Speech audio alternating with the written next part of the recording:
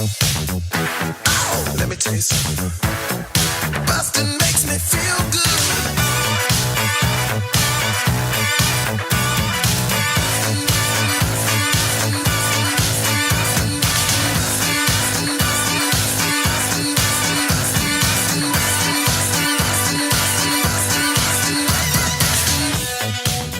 We're rolling. Here, I'm gonna pop. This is my marker. Is me popping this Trader Joe's cold brew. Yeah. Hi, How is everybody. that? Oh, sorry. I didn't mean to. No, it's okay. I'll tell you. I haven't even sipped it. Is it good? No. Hey, everybody. Welcome to Blockbusting, the podcast where we love to hate the movies. I'm your host, Jay Light. Joining me once again, Hello. the wonderful Jimmy Callaway. Hey, Jay Light. Thank you for having me. My favorite consonant and my favorite thing I need to read. All in one name. It's a real double whammy. I'm happy to provide for you. Thank you. I'm going to put this into gallery mode because that seems to be... I'm doing this. This is my first time recording a podcast via Zoom. Mm-hmm. I have the studio. Shout out to BetterBox, who's dealing with some sick employees right now and are keeping everybody safe. Whoops. Well, at least they're doing that much. Yeah, they're following precautions and making sure everybody stays home for the time being. I thought LA would be better at this, frankly. But I guess You thought a city full of selfish narcissists would be good at doing something that requires you to hide your face? I do. If for no other reason than when this is over with, the assholes who weren't wearing masks, they're not going to get work now. You know what I mean? That's a good point. So, I'm just saying. Well... And if there's anybody who's the arbiter of show business in this city, it's Jimmy Callaway. It's Jimmy Callaway. I got a real worm's eye view. All right, go ahead. Listen, as the worm turns, or just there's no as. Turns. Right. There's no as. Listen, I don't know if you're going into the what's it called, soap opera route. Did you hear what's going on with soap operas? They're going to start using sex dolls on the love scenes for soap operas. Get out of the city. Why is that? Were the actresses not into it, or the actors for that matter? COVID. Oh, I guess that makes more sense. I didn't even realize that's what... Have they stopped production entirely at this point? I have no idea. It's probably all just like this. You got to have your stories. I would imagine they would at least be ahead. It's not like they record it in the morning and air it in the afternoon, right? Yeah, they probably are, I would hope, at least like a week ahead. I would think so. Either that or they pulled what most podcasts or other things did and banked up a bunch of episodes, and then they're like, all right, cool, we'll ride this out. We're going to be in and out in 3 months. It's going to be a snap. And then whoops. Cut to July. Cut to July. And the entire country did a whoopsie. It's a soft focus close-up on America. Like, shocked at the news. What? But that means Kimmy's baby is mine. There's a little soap opera riff. This little soap opera here. Very, very little, in fact. Well, Jimmy, I'm very happy to have you on. This feels kind of like an emergency episode because... Sure. I tweeted something about having how I would rather be in Cool World than 2020 America. Cool World from the movie Cool World. Because I watched Cool World, right? I've been doing a sort of a movie watching club with friends of mine during this. I would imagine that that's a pretty common thing. I'm sure you've watched your fair share of movies. Oh, for sure, yeah. And we watch movies and we have a running order. And this round, we have all picked bad movies. And we've essentially tried to top each other with bad movies. So the first pick of the round was Ghostbusters Answer the Call. All right. I like that movie, but it's fine. It's not better than Ghostbusters 2. I would have gone Ghostbusters 2 for this list. the people in my group have a very soft spot for Ghostbusters 2. I've never seen it, so I can't pass judgment either way. It. Yeah. I think that it's Ghostbusters 2016 Answer the Call had a couple problems, but it's not like god awful. It's just like all right. So then I picked Artemis Fowl, available on Disney Plus. Sure. Yeah. Which was total dog shit. Have you watched it at all? No. I can't even, honestly, when you said the name, the title graphic was in my mind, but I can't think of anything else about it, except that I saw the trailer and I was like, oh, no, I'll be missing that one. Thank you. Have you ever watched Aqua Teen Hunger Force? Oh, yeah. Okay, remember the episodes with the cybernetic ghost of Christmas Past from the future? Yes. Where, it's the robot, for those of you who don't know, the robot who, like, comes on and he basically just spends the entire episode just telling a story that goes nowhere and explaining everything that goes on. That's what Artemis Fowl is like in about 2 hours. Is it like a young adult book series adapted? Okay. That was probably when I checked out, because, like, I was a little old for Harry Potter, so I didn't get kind of swept up in all that. And then every young adult series since, I'm less and less interested with each one. It's a bad adaptation. That's the other part too. Like, I read those books growing up. Book is very different from the movie. And also it's just a bad movie. Every single line is exposition. There's one redeeming part, which is Josh Gad unhinging his jaw. Oh, that sounds fun. And eating dirt and farting out dirt. And that's really all you need at the end of the day. Sure. Yeah, sold. And so then that was my pick. And then my friend Parker, who's done this podcast, he chose Cool World. Mm-hmm. And I don't think I've seen a movie that bad in my mind in quite a while. Just bad and disjointed and full of problems. And I tweeted about how I felt about it. And then a lot of people, including you, came to its defense. Oh, were there other people that came to its defense? I did not realize. Yeah. You were the first, and then a bunch of other people were like coming out of the woodwork. They were like, yeah, what? Why? Cool World? Cool World's great. Of course I'd want to be in Cool World. It's not a thing that if you're a fan, you open with. Hi, Jimmy Callaway, fan of Cool World. How are you? Because then you're asked to leave almost immediately. Yeah, it's not... So yes, I defended it because I've always loved that movie. But watching it for this podcast, as I told you off mic earlier, yeah, it's a bad movie. I can't argue. The first act, I'm like, no, there's got to be a way in. I've got to think of a way to defend this movie. It's indefensible, but it still remains one of my absolute favorite films of all time, and it always will be. That's so crazy to me. So Cool World, Cool World, for those of you who are not as sadistic or masochistic as Jimmy and myself, Cool World is a 1992 American, like, half animated. Hold on, there's a soundtrack, there's video games, all sorts of stuff's popping up here. Oh, I forgot about the video game. They had not only an NES video game, they also had a Super Nintendo video game. That was right when Super Nintendo was picking up a lot of steam, as I recall. Mm-hmm. Yeah. That sounds about right. 1992 American live-action animated fantasy comedy film directed by Ralph Bakshi, starring Kim Basinger? Kim... Basinger? I've always said Basinger. I think it's Basinger. I'm not 100%, but yeah. Kim Basinger, Gabriel Byrne, and Brad Pitt. Yeah, little baby Brad Pitt. It tells the story of a cartoonist who finds himself in the animated world he thinks he created, where he is seduced by one of the characters, a comic strip vamp who wants to be real. It's not great. Yes.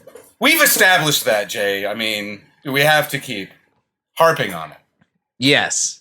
That's the premise of the podcast for me. Yeah, I don't know. Fair. I don't know if you remember from the last time you were on. I don't. I was completely smacked out, so I have very little recollection. Cool World has a 6% on Rotten Tomatoes. Wow. Roger Ebert wrote that Cool World misses one opportunity after another, describing it a surprisingly incompetent film. Yeah, that's accurate. The Los Angeles Times said the plot makes almost no sense. Accurate. Again, accurate. Sure. Leonard Maltin described the film as too serious to be fun and too goofy to take seriously. That's actually very well put. But also, Leonard Maltin loves the work of Roger Corman, so I automatically take his criticism down a few pegs. I mean, I also am not a fan of some of the opinions that Roger Ebert has. Roger Ebert has some weird ones, but this is very much like, oh, this is pretty much spot on.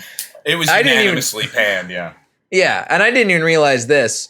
The low box office, it did so bad on its first weekend that the studio withdrew all advertising support from the movie.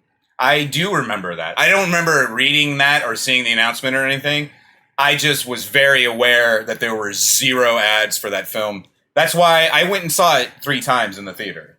Because I was 3 times in the theater? 3 times. Oh my God. Why? Because it was the summer before my sophomore year of high school. That's the main reason. Okay. And it was like... Tell me about this theater-going experience. So, I was 15 years old. It was the summer I turned 15. And I think it was that summer that I finally was able to convince my parents to let me just go to the movies by myself. Because, they didn't like taking me as often as I liked to go. But I'm like, I'm old enough to just go. And so they, I think it might have been the year before or something. But anyway, so it was like newfound independence. I can go see whatever the fuck I want, however many times I want. You know what I mean? I don't have to worry about my parents or anything like that. Okay. And then, so yes, I saw it 3 times. Each time the theater was completely empty except for me. But I doggedly refused to not see it. And I was very young and impressionable. But also the thing that I was recalling as watching it again, because yeah, it's been like 20 years since I've seen it. Uh-huh. And I did not realize how actually bad it is. But when I was 15, I was super into animation. I was like really considering going into that field. Okay. I couldn't draw at all, and I didn't have the patience to like practice. But I was really into animation. This was like, The Simpsons was still relatively new, and there wasn't a million cartoons on the air like there are now. Right. So it was like anything I could get. And Bakshi in particular, I was a big fan of because he had done the original Mighty Mouse show. He had done a bunch of movies in the 70s that I really liked that were all animated. Right. Like, Lord of the Rings is the famous that one. was one I didn't, because I've never liked Tolkien. But he did American Pop, which was all about rock music. So I was like, oh yeah, I'm on board for that. And Heavy Traffic, which I don't remember, but I do remember liking. Hey Good Lookin' was fun.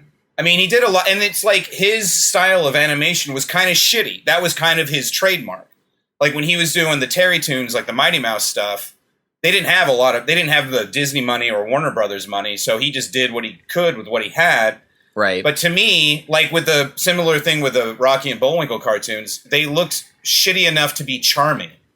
So like I liked that. So when Cool World came out, I was like, fuck me, this is the highest budget he's ever had. So the animation looked better, but it still had that very Bakshi shittiness to it, for lack of a better word. No, it's definitely a shitty looking movie. Well, this brings me to my real defense of this film. Aside from the fact that I was a young boy heavily into cartoons, this movie is stupid, but it is a profoundly stupid movie. The whole point of the whole point of the movie is that it takes place in an alternate dimension. Yes. Where it's right away established that there are zero physical laws in common with our reality. Mm-hmm. So to me, once that happens, it's like, look, nothing in this fucking place makes any sense at all. So you might as well stop trying to make sense of it. Why are there doodles just floating in front of the camera while scenes are happening? Who fucking knows? Why is it that Gabriel Byrne's character and Brad Pitt's and everybody's characters can just travel between dimensions with seemingly at will, but not? Who fucking knows? There's no sense to any of it. So once you suspend your disbelief that high, then it just becomes pure escapism. And that's at 15 and at 43 is exactly what I'm after for the most part from movies, especially movies like this. But that's the thing, too, is like, okay, suspension of disbelief is something that you gotta have, I think, across a lot of cinema. Like, you know, if we were not as audiences available or able, rather, to suspend our disbelief, there would be no superhero movies, there would be no fantasy movies, sci-fi, there would be no fucking James Bond movies, for that matter, right? No good movies, in other words. Yeah, so suspension of disbelief, I think that you have to have, but when you have to suspend so much of the world of the movie that you lose, like, all right, what is some of the logic that the characters are acting on?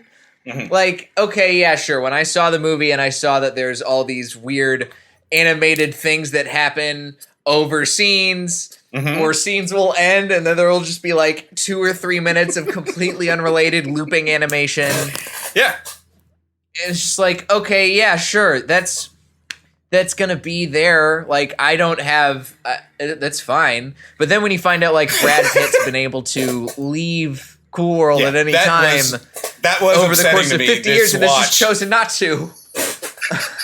This was the first time in almost 30 years that I watched the movie and went, wait, he could have gone back the whole fucking time? But then I do think in the fucking time. They never address it, which is a mistake. But I chalked it up.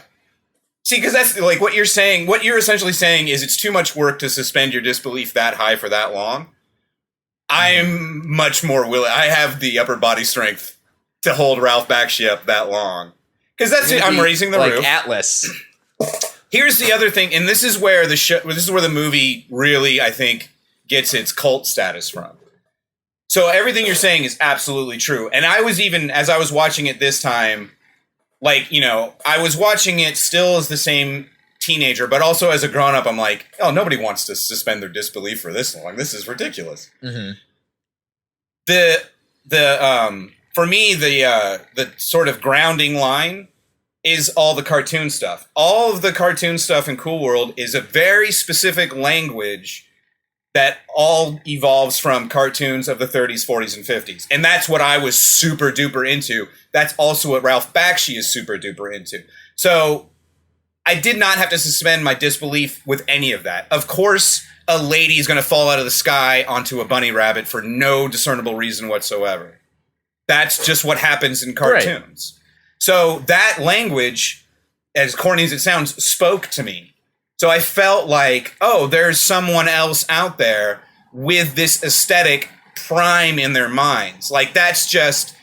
And I don't, like, you don't ever want to have a peek into my brain. But if you did, there would be a lot of burglars with domino masks and sacks of money with a dollar sign on it. There'd be a lot of cops with those pointy hats, and they'd all be in the big car. Yeah, that's the billy all. Clubs. Yeah, exactly. All of that is in my stupid brain. Who Framed Roger Rabbit was kind of the catalyst for this.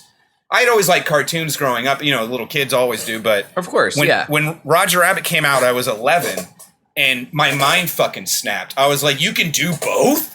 Like, I had no idea. I feel the same way about Roger Rabbit. I love Roger Rabbit. Yeah. It's such a great movie, and not only is it a great movie in terms of, like, the plot is real fucking solid. The characters are good. Much better film than Cool World. It's a much better film. Cool World, I think what happened with Cool World was they saw Who Framed Roger Rabbit, and they were like, what if we did that, but it was fucking. Huh. It was hornier. Well, you are forgetting that Jessica Rabbit was for sure meant to be jerked off to. Oh, no, how can anyone... I cannot forget that. There's no forgetting that. I mean, so is Hollywood, so I don't know. But here's the thing. In Who Framed Roger Rabbit, they never said there was any problem with a human fucking a cartoon. In Cool World, they made an explicit plot point out of do not fuck a Noid, which is also... Doodles and Noids aren't supposed to be together. Which, of course, yeah, sure, I'm okay. I'm totally on board with that, given that most of the cartoons are not anything that any human would probably ever want to have sex with. Not fuckable in the least. Not even close. There's only two fuckable people in Cool World, and then there's 3 by the end of the film. Right. And then you get this, but that's the thing is like, there's so much of the plot that hinges on Hollywood wanting to fuck a human so she becomes human. So, okay, they're absolutely indefensible. This entire aspect of the film, I have nothing for you. Except, here's what I'll attempt to do. Uh-huh. So, and this is obviously, it's so specific, it really only applies to me, I think. But I'm 11 years old when Roger Rabbit comes out. I'm on the cusp of adolescence, not really there yet, but I am starting to discover what I like specifically. That was the year I got fully into comic books. That was, I think I started watching more movies, more like, analytically or something, not just, popcorn movies. Right. So Roger Rabbit was very innocent to me. And even honestly, the horniness that Jessica Rabbit, brought up in me, I felt deeply guilty and ashamed about it. Because I was like, bro, Jimmy, you're getting a boner off a Disney character. How dare you defame Walt's legacy like that? Well, that was all I could think. But then a few years goes by, and now I'm 15, and now there's no denying those raging hormones. And Ralph Bakshi's like, hey, kid, you want to watch a dirty Roger Rabbit? And I was just like, yes, very much. I would like to watch a dirty Roger. Are you? Yes, absolutely, I would. So it was, it was like these signposts of my own stupid adolescence and my own becoming a man. I bet you're real happy that you saw the Cool World in theaters by yourself a couple times. 3 times. But I mean, what else was out in 92 that I could jerk off to? I can't think of anything because it was a horrible. That's another thing that is hard for me to express to people. The early 90s was one of the worst eras of pop culture, for my money, of all time. I really can't think of a whole lot that you'd even like. There's not really even signposts in my mind of what came out that year. Goodfellas? That was 90. That was 90. Beverly Hills 90210 was extremely popular on television at the time. Okay. Melrose Place as well. Aaron Spelling. Aaron Spelling was ruling the land once again. That should give you some idea how bad everything was in the early 90s. That guy got 2 shows off the ground when he should have been done, when Charlie's Angels ended. So yeah, there was nothing else. So when I watch stuff from the 90s now, what else? I was watching something else, and I was just like, Cool World really, for me, nails that aesthetic of hipster early 90s. Uh-huh. So again, I was very young, but I was just starting to discover punk rock and I was way into hip-hop at the time, which, in my lily white suburban area was unheard of. Now I'm sure it's very popular, but when I was a kid, it was not quite so much. And who's got attitude? Who has the attitude? I had an NWA baseball cap, and when parents asked me what it stood for, I had to pretend I didn't know. And I'm like, well, they're going to think I'm an idiot because I'm a teenager, but I'm like, no, trust me, you don't want me to say what it is. Right. So there was so little that was cool, for lack of a better word. And I was too young to really seek out more. So when shit like Cool World came along, I grabbed onto it with both hands. And I was like, look, this isn't very good, but it's all I've got. It's cool. It's cool. It's right in the title. So let me have it. I am intrigued, and I haven't watched it yet. And I think this is a perfect time for us to watch it together, is the trailer for Cool World. That's an excellent idea. I would love to watch the trailer for Cool World. I'm going to pull that up. Just give me 1 second. I also have to plug my computer in because my computer is dying. This will lead me into another problem that I had with the film then. Here we go. I got it. I figured it out. During his 10 years in prison, Jack Deebs created his own world. It made him very successful. You're Jack Deebs, the creator of Cool World, right? I can't believe this. That lady's now he dead thinks he's going home to the real world. That lady's dead now. But he's wrong. Real wrong. Do you want to use the audio device? USB advanced audio device. Freeze, Cool World Police. cartoonists, they drew all this. This place exists with or without you. Hello, over here, babe. Give us a kiss. Go away. I'm out of here. I've been waiting for you, darling. Noids do not have sex with doodles. It's the oldest law in Cool World. If that happens, you call me. I got it, boss. Oldest. Since it's only a dream. Real seductive. Man Yes! To a 15-year-old boy, this is extremely seductive. They're about to make us get your trip to the other side. Buster. This is gonna be That's honestly the best part of the whole movie is when the spider starts eating it up. Yeah. Cease! Nails is so good. Nobody starts stepping out. feel good in the flesh. It's almost a shame I gotta take you back. I just want to be real. You gotta slow down. Not on your life, pal. Enough out of you, kitty. This place should be erased. Hey, it's a living. Cool world. We may not be real for you as yet, but we will be. Okay. I mean, it had surf music in the trailer. What else was I supposed to do? I mean, even that trailer Uh-huh. that trailer captures the movie effectively. Yeah. Oh, very because much, yeah. it's random and it doesn't, and it's just like, all right, there's going to be some humans fucking cartoons in this movie. Right. Well, I have always had a problem with the trailer from the first time I saw the movie because I was like, oh, Brad Pitt is the hero of this movie, not Gabriel Byrne. Yeah. But the way they make the trailer, and I think there were like different, you know, there's a couple different trailers, but they all kind of made it because Gabriel Byrne was like, you know, a bigger name at the time. Also a better actor at the time. Brad Pitt's acting in this movie fucking sucks out loud. Yes. I love Brad Pitt. I love his acting. He is not there yet. This might even... I almost feel like he filmed this before fucking True Romance or Thelma and Louise or anything.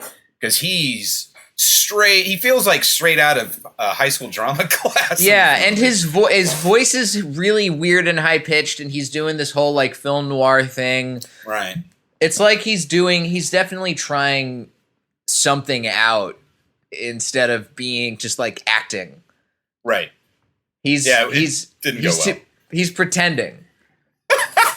I think I tweeted. I should have looked up all my Cool World tweets when him and Angelina Jolie split up. I tweeted out, "Oh, quick, get him to agree to Cool World 2 while he's emotionally vulnerable." Because if they made a sequel to this now, dude, it would fucking destroy. It'll never. Would happen. it? Yes. If they brought the original cast back. Who, I mean, all three of them are, I mean, I haven't seen Kim Basinger in anything in a long time, and she's not fucking, you know, De Niro or anything, but I have always enjoyed her on screen. Right. I mean, I'll jerk off to De Niro any day. Kim Basinger these days, right. Who knows? Thank you. So bring them back. Bring back, I don't think Bakshi's alive anymore, but I mean, you know, they could bring in animators who could capture effectively that look, but it would look way better. Bring in a screenwriter. Just for a change of pace, have someone write a script for the movie? Right. That's a great idea. I think it's a pretty good idea. I don't have many, but I do stand by this one. Well, that's the other thing, too, is I was doing a lot of, as the movie was happening, I was like, why did this happen? Who committed these crimes? Yeah. And the movie was originally supposed to be rated R, and it was also supposed to be more of a horror movie. Right. Which, conceptually, that intrigues me more than a movie where we spend the first 15 minutes watching Brad Pitt come home from the war and then get hit by a drunk driver and get sucked into a cartoon land and then cut to a completely different plot for the rest of the movie. It's just like, I would rather see something that feels straightforward than 5 different stories all trying to come together. Yeah, that was definitely... My feeling watching it this time was, I was like, oh, the second act is the only part I really like, because that's all in the Cool World. The first part, you know, when we're with Brad Pitt, and then the final act when they come back to Earth to whatever the fuck they're doing. Yeah, that part sucks. But I still maintain the Cool World parts are cool. Well, because that's the other thing too. Is like watching the Cool World parts, I'm like, there's something endearing about the animation. Like it makes zero sense plot wise almost, but it's cool. It's a cool world. It's profoundly stupid. I hate myself, but you hate yourself. I like this movie, Jay. How do you think I feel? Bad. Thank you. But that's the thing. It's like you can tell that, you know, in terms of set design and building out a universe, a world for Cool World to be in. I feel like Cool World has ruined both the worlds, cool and world for me for the rest of my life. Absolutely, they have, yeah. But it exists, and you see like all the faces in the buildings and all of everybody's, you know, everybody looks really pissed off and really mean, and the characters, you know, are designed in a way that's at least interesting to look at. Nobody's really looking the same. But as soon as you got the humans involved, right, and as soon as you had to do stuff like build sets that looked like cartoons that were so clearly not cartoons. I like that part. That's another part of the absurdity of it to me. Why does this club have pillars that look like a cartoon, but it's not a cartoon, but clearly because it's the fucking cool. There's no sense here to be made, and trying to make sense out of the nonsensical is definitely not what the movie's trying to do. Like, it makes sense for us to try to, because we're used to a narrative and all that. And again, I'm not saying the narrative is at all good, far from it. But I'm talking about specifically in the Cool World parts. That's where, and that's clearly where they wanted to spend the most time in the movie. That was like the fun part of the movie. And I feel like anything that happens in those scenes is self-contained. Like I am willing to accept whatever happens. Because once you go up, like a cartoon character is falling off a building, and you go into his mouth, out his butthole, what rules are you looking for now? That's true. By the way, a surprising amount of in and out of cartoon character butthole shots in this movie. That's what we wanted in the early 90s. That was the first thing on the list. I want a lot of cartoon buttholes in my life. Put it on your vision board. Now's the time. Buddy, it's there. How do you think Cool World came about? Because I put it on my vision board in 91. And then, right after 8th grade. Ralph heard your cries. He's like, this kid needs cartoon buttholes? Okay, great. I'm throwing who better to provide it to me than Ralph Bakshi? Straight to young Jimmy's way. I mean, I was the only person in America who saw the movie in the theaters. I feel like I feel like one of the major stockholders in the film now. Did you, at the very least, go to a different theater every time, or did you have to go to the same one? I think I did, actually. I think I did go to different theaters. Okay. Because that was also kind of part of my independence was on Saturdays, because we lived in kind of rural San Diego. Mm-hmm. So it would take hours on the bus to get to, like, Civilization. But I was free to do it. And then once I was there, it's like, I can do what. So I could go to wherever theater or whatever comic book store I wanted to or whatever else. So, yeah, I think I saw it in a couple different theaters. But there was one theater that I go to a lot because it was there was a trolley stop right there. Okay. So if I could just take the trolley straight to the movie theater, I went there all the time. That's now a Starbucks or something, but it was great at the time. Oh, I have one more bone to pick with this movie. Bring it on, fella. You, as a comic book store fan, will be able to either debunk for me or agree with. Oh, yes. I have never seen a woman like that working in a comic book shop. It's very, very rare. I have seen it, but you're right. It's a once in a blue moon sort of a thing. And also, that was something I had never, ever, ever even stopped to consider, because apparently Gabriel Byrne's character went to jail for murdering his wife. Right. And I'm like, so they just let him out of prison for I mean, that's... Because it didn't seem like he was in jail for very long. I know we come into the movie right when he's getting out. But he doesn't exhibit any of the signs of a person who's been incarcerated for an extended period of time. And also, There has never, ever been an indie comic book that has had that many fucking issues. Like, he brings that stack of Cool World comics to the counter to buy, like, when he's buying his own fucking comics like an idiot. Right. But, I mean, how else are you going to explain that there's a comic called Cool World that he has drawn and also wanted to fuck all the lady characters in that comic book because of his own visions? Hey, the guy was in prison, man. What do you want? He was trying to get out. I want a plot. But yeah, that was actually, the murder thing was less a problem for me than how many back issues that story. I mean, there have been a few indie comics that have had that many, but not as a general rule at all. Right. And in 92, no fucking way. There was only like 2 or 3 I can even think of.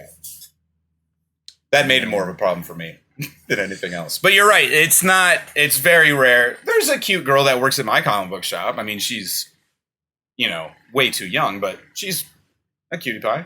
Hey, I feel like now it's all right for the stigma of the people who watch or read comics and comic book related things has been lifted to not just be dudes who look like Jimmy Callaway. Right. I mean, I've managed to hang on to the stigma, but it has definitely, and it's so much better for it, dude. I worked in a comic book store, and you better believe that inside of 6 months, I'm like, if I have to brush up against another guy's dick in here one more time, I mean, it was just a fucking sausage fest. And anytime a woman walked into the store, oh my God, I had to leave because those guys would quite literally fall over themselves.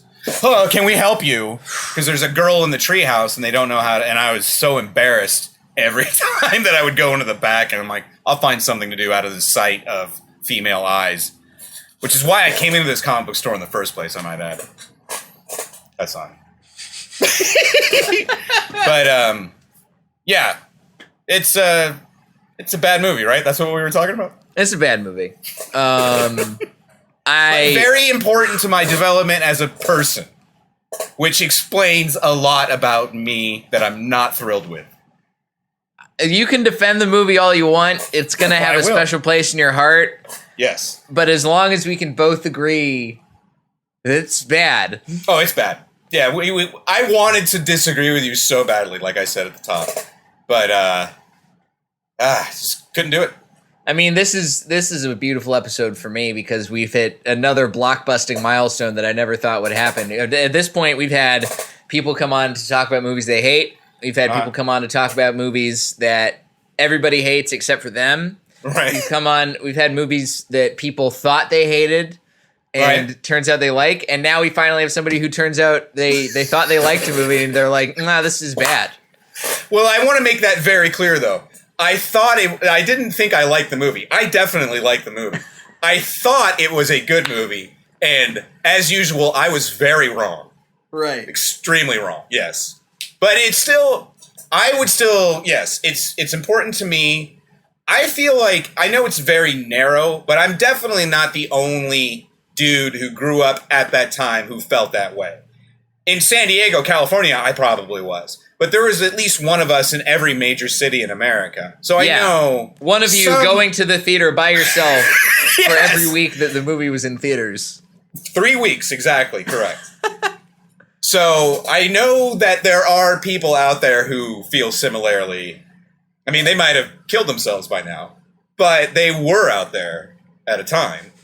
You're out here carrying on the oral tradition of Cool World like it's a dying language. Oh, well, yes, it is. And that's what I mean, the language of the animation. I also had the soundtrack, and the soundtrack got me into, like, I don't really listen to a lot of my Life of the Thrill Kill Cult or Ministry or stuff, but it did expose me to those bands and to that kind of, like, I never really heard a lot of, there's a lot of techno on the soundtrack. Yeah. The soundtrack holds up better than the movie does by, I mean, that wouldn't be that hard to do. Yeah, I mean... I revisited the soundtrack not that long ago, and I was like, "Oh yeah, this does actually hold up pretty well." Well, what a mistake I made watching that movie, but it led to this beautiful conversation, Jimmy. I couldn't agree more. Yeah, I can't ever be mad at that, even though I can be mad at everybody involved in Cool World. As you probably should be. That's fair. I can understand that. Well, thanks for putting up probably the best defense anyone's ever going to put up about Cool World. Honey, that was all I was after. Thank you for saying that. I did my best, and it was not bad, right? No, not at all. All right, good. The movie was bad. It was pleased. certainly better than the terrible. movie. Yeah, Yes. your defense Yeah. of Cool World was way better than the actual movie Cool World. Again, not I'll a give you high that. bar, not a high bar to clear, but Yeah. I will absolutely take it. That bar's on the ground. You just have to. You can trip over. You got to go into the basement for that bar. Yeah.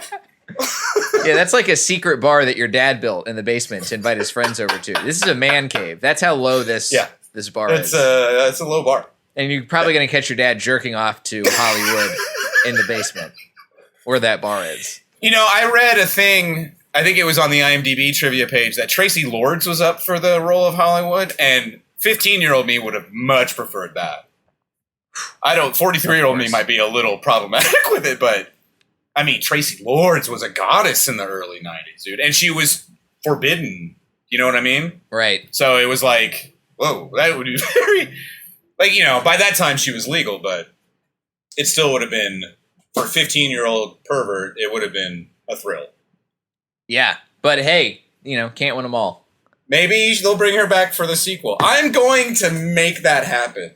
Mark my words. If I ever get up far enough in this business with that kind of fucking money, even if it's half of that kind of fucking money, I'm making Cool World 2. I do think that there's probably never been a better time to try and get Cool World 2 made than right now. All right. You want to escape, right? Good luck. Not only can you escape the reality that you live in, you can escape any semblance of narrative that's ever worked in the history of man. You can escape all of that. Just come with me to Cool World. Yeah.